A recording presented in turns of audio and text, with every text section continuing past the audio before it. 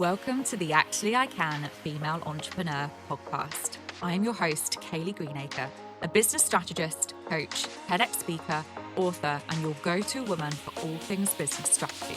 I am obsessed with supporting female entrepreneurs to grow unstoppable six and multi-six-figure businesses that they love, giving them the freedom and life that they desire.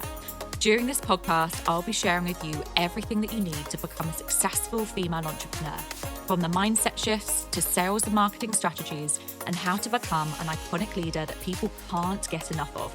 It is my mission to help you stand out, attract your dream clients and customers, and sell out of your offers with ease whilst building the business and life of your dreams. Let's make this your reality, ladies. Hello, ladies, and welcome to another episode of Actually I Can, the Female Entrepreneur podcast. And in today's episode, I'm going to be diving into 10 honest pieces of advice that I would give every woman right now building her business online. Now, if you and I were sat together, maybe in a cozy cafe drinking a coffee, or even on a rooftop bar drinking a glass of champagne, and you asked me, Kayleigh, what would you really tell me if I'm building a business right now and I really want to make it work? This is what I tell you. This is 10 pieces of honest advice that I would give every single woman building her business online right now. Let's dive in. So number one, stop comparing. Let's start with this one because it always seems to creep in the quickest. So you open your phone, you scroll for a few minutes, and then suddenly you're questioning everything you're doing. You're seeing a certain someone launching again. You're seeing someone else who's sold out of her offers. You're seeing someone else who has a brand that looks incredible. And before you know it, you start questioning your own brand and your own business. But you have no idea what it's taken for that woman to stand where she is today. So you're seeing the finished chapter, not the full story. Now, when I first started my business, I used to compare myself constantly, especially to the women who had been in the game for years. I'd see their teams, their amazing photo shoots, their huge followings. And I think, oh my goodness, I'm so far behind. But what I didn't see was the years of building, of refining, of failing quietly before anyone else was actually watching them. So your timeline is not supposed to look like someone else's. It's meant to look like yours. And when you stop trying to catch up and start actually honoring where you are today, everything feels a little bit lighter for you. And you stop rushing, but you really lean into what you're learning and really follow your own pathway. Comparison honestly disconnects you from the one thing that genuinely is magnetic, and that is you, your energy and your presence. So next time that you allow your head to start spiraling and thinking, oh my goodness, I'm not as good as her, I'm not as far along as her, I want you to just take a breath. Ask yourself, what's true for me right now? And that's where your power lives. Okay, so that's number one, stop comparing. Number two is focus on mastery, not speed. Now, this one is huge, especially in the online space where everything is built around how fast you can do things, fast growth, fast launches, fast sales, fast success stories. But from my own experience, fast isn't actually the thing that's going to support you with sustainability and continuing to build. When I first hit my very first big income month, which was a goal that I had for a while, it felt incredible, but then I couldn't sustain it. So what I've learned is that mastery is what gives you that sustainability and also that consistency in growth and in sales. Mastery means that doing the same things again and again and again until they feel like that second nature, your messaging, your marketing, your sales conversations. And it's not glamorous. It doesn't give you that instant dopamine hit, but it's the thing that really builds a business that actually lasts. So momentum can get you that attention, and that speed might get you that attention and attract people to you straight away. But mastery will really build the trust and will really support you with that sustainability and that consistent growth. And trust, as we know, is what turns followers into clients and clients into long-term growth. So when you focus on mastery, you build confidence from the inside out, and you stop chasing validation because you know what you're doing works. So instead of asking yourself, how can I grow faster? Ask yourself, how can I get better? Better at communicating, better at serving, better at leading yourself. That's the kind of progress that doesn't disappear when the algorithm changes. So that is number two. Number 3, only take advice from people who genuinely care about your outcome. Now, this one might be the most freeing thing I've ever learned, because when you start your business, everyone suddenly has an opinion, don't they? Your friends, your family, coaches online. And at first you listen to everyone because you're trying to do it right and you're trying to learn, but not every voice deserves a say in your direction. So you can feel it, can't you? When someone truly cares about you and about your outcome, they don't talk at you. They actually listen. They listen to what you're saying. They don't push you into decisions or making decisions that aren't necessarily right for you. They'll help you trust your own decisions, and they don't project their fear or ego onto you and your business. They'll hold your vision even when you start doubting it. And that's rare. So when you're taking advice from anyone, ask yourself, do they want what's best for me or what benefits them? Okay. And do they believe in your potential? And I think that's a really, really important couple of questions to ask yourself, because there is a big difference between being coached, being supported, and, and being controlled. And we don't want to be controlled. So always find coaches, mentors, friends, peers who can really look at your vision without needing it to look like theirs. And, those are the people who really help you grow in integrity. And honestly, this applies beyond business, even in life. Choose people who want to see you win and who are there to support you. Number 4 is protect your energy like it's part of your business plan. If your energy is flat, disconnected, or resentful, no post or funnel will fix that. Your energy sits underneath everything, your ideas, your creativity, your decisions. And yet so many women have spent years giving it away to clients who drain them, to social media that constantly demands more, and to friends and family who don't understand what they're building.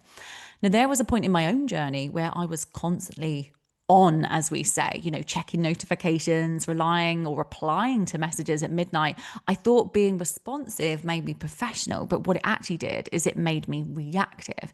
And I was running my business from adrenaline, not intention. And eventually that catches up with you.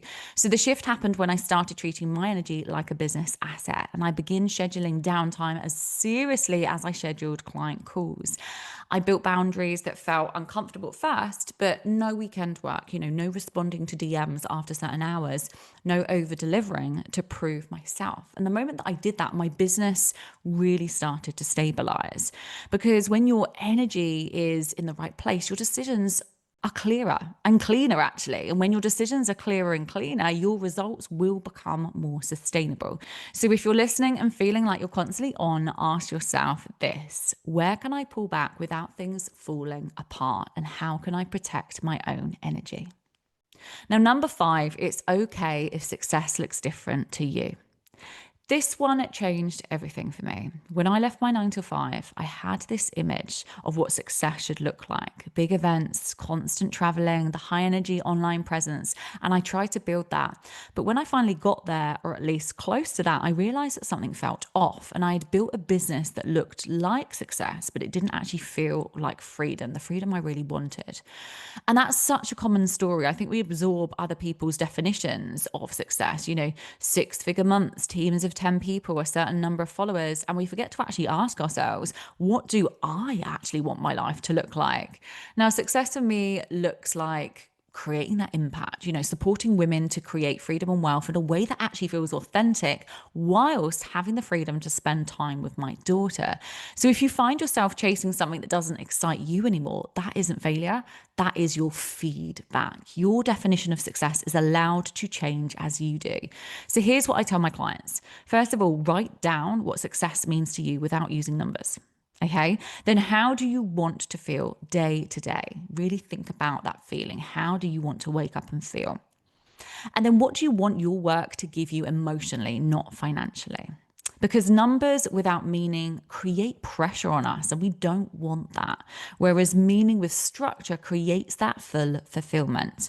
So the women who build truly sustainable businesses aren't the ones who are hitting goals the fastest. They are the ones who design their lives to fit them. So that's the important piece here. So stop trying to fit your version of success into someone else's molds.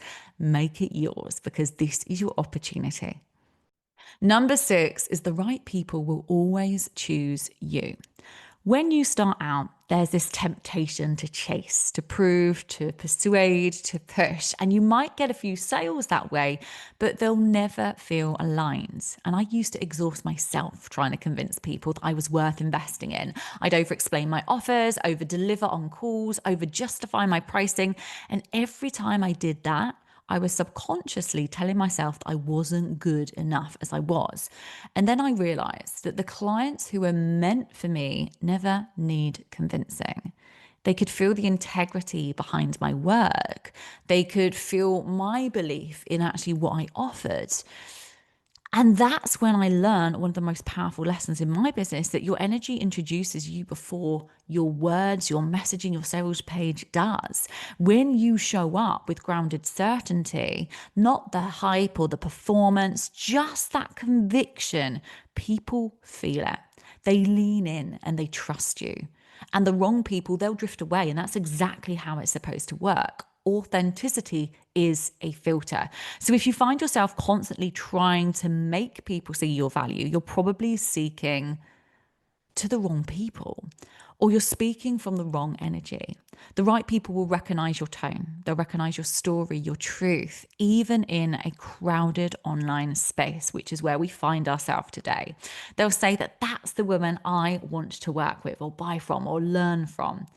So stop chasing and start embodying. The moment you choose yourself fully, you'll create that space for others to choose you too.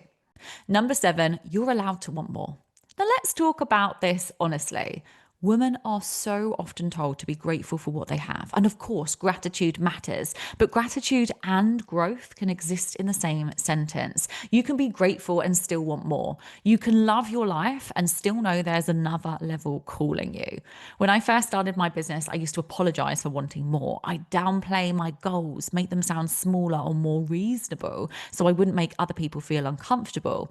And you know what that did? It actually made me uncomfortable because I was holding back my own evolution, holding back my own dreams and my own successes to actually keep everything palatable for other people. But ambition isn't greed, it is expansion, and you can feel the difference. So when you start wanting from that place, the grounded knowing that you're capable of holding more, you will stop chasing and you will start growing.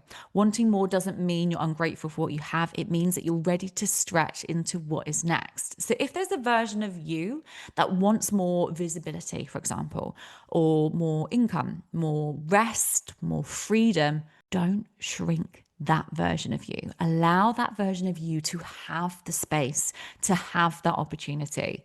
Because every time you allow yourself to want more, you create permission for other women to do the same as well. And that in itself is leadership. Number 8, don't build a business that only works when you do. Now, this one hits home for so many entrepreneurs, especially women, because we're natural nurturers. You know, we build from care, from connection, from presence. But somewhere along the line, we start believing we have to hold everything for it to work. For a while, my business depended completely on me. And if I didn't show up, nothing happened. I told myself it was fine because I love my work, but actually loving your work doesn't mean you should be the only engine as such in your business. You know, it's about being passionate, but it's also about making sure there's a really clear system there. And I remember the first holiday that I took when I refused to check my emails, and I was terrified. I thought everything would fall apart, but instead, you know what happened? Sales still came in. Clients were still engaged when I got back. And for the first time, I actually realized I didn't have to earn my freedom through exhaustion. And that's when I started to build my evergreen ecosystem. So that is where I have scaled my business to where it is today. And that has really supported me. And freedom is found in designing systems, structures, ecosystems that really sell and serve, but then also nurture whilst you're away from your computer or away from your phone. Your presence in itself is magnetic. Okay, but your systems is what is going to protect that. Your systems, if you have those in place, that will help you with that sustainability. So build something that gives you space to breathe, to think, and to live. Create your own entire ecosystem. And if it can be evergreen, even better, because this will work for you. Because your business should support your life and it shouldn't consume it. So it's a really, really important one, this one. Number 9, be okay with being misunderstood. Now, this one is really uncomfortable and it's part of being an entrepreneur. When you start leading with conviction, really standing for something, some people won't get it. They'll misunderstand your intentions, they'll question your choices or quietly unfollow you. And at first, kind of hurts, it stings a little bit, especially if you've been the good girl your whole life, like I have, the one who keeps that peace, who keeps everyone happy, who avoids the confrontation, the friction, who wants everyone to like her. And honestly, that did used to be me. I used to dilute my message because I didn't want to offend people. And I also used to sort of soften my voice to an extent so that no one could say that I was too much. But all that did was it made my message kind of blend in a little bit, made it a little bit more forgettable. It wasn't standing out. It wasn't iconic. But leadership isn't about being liked. We have to be bold. We have to lead with conviction. We have to be clear. We have to share our own opinions, values, and beliefs.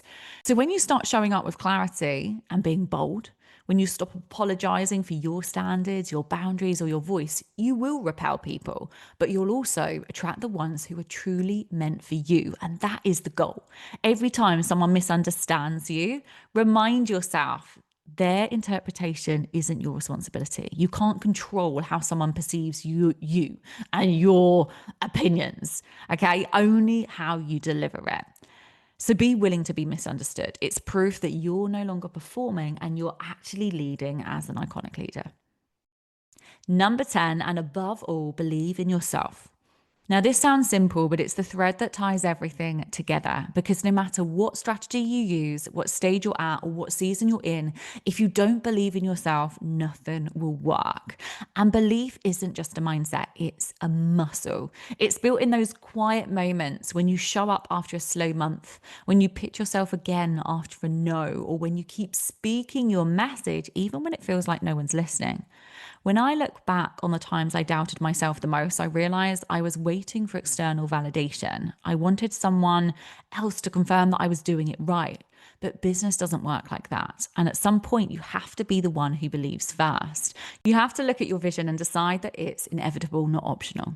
That belief is what carries you through the noise, through the comparison, through the quiet seasons when you're building in the background.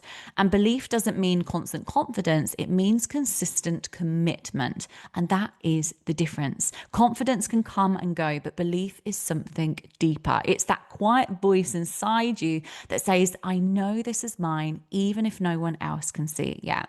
When you hold that energy, the right people will feel it, and opportunities will open and momentum will build, because people don't just buy your product. Remember, they buy your conviction. They buy from you because of who you are. So if you've been doubting yourself lately, let this be your reminder. You've done hard things before. You've built yourself from the ground up. You're already proof that you can trust your resilience. So believe in your message, in your mission, in your magic, and keep moving forward from that place. Now, those are the 10. They're not rules, they're not a checklist, but they are reminders that this whole journey is about leading yourself first. You don't need to be perfect. You just need to stay connected to your truth, to your beliefs, to your timing, and your reason why. And that's how you build something that lasts. So take a breath, let this episode land. And if it spoke to you, please do share it with another woman who's building her own business and her own dream. And if you're ready to take things a little bit further and deeper, to build a business that really does sell on repeat, that feels grounded and aligns, then come and join my best-selling program, Unstoppable. This is where we turn this kind of clarity and conviction into consistent results. You'll find the link in the show notes. Until next time, keep trusting yourself, keep choosing what feels true, and remember, you were never meant to blend in. You were meant to lead as an iconic leader. Thank you for joining us for today's episode. Please don't forget to rate, review, and subscribe to the podcast, and I will see you all again next time. Thank you for tuning in to the Actually I Can Female Entrepreneur podcast with me, your host, Kayleigh Greenacre. If you are ready to build, grow and scale your dream six-figure or multi-six-figure business, then head to our website now for more information or connect with me on socials to see how you can create your dream business and dream life.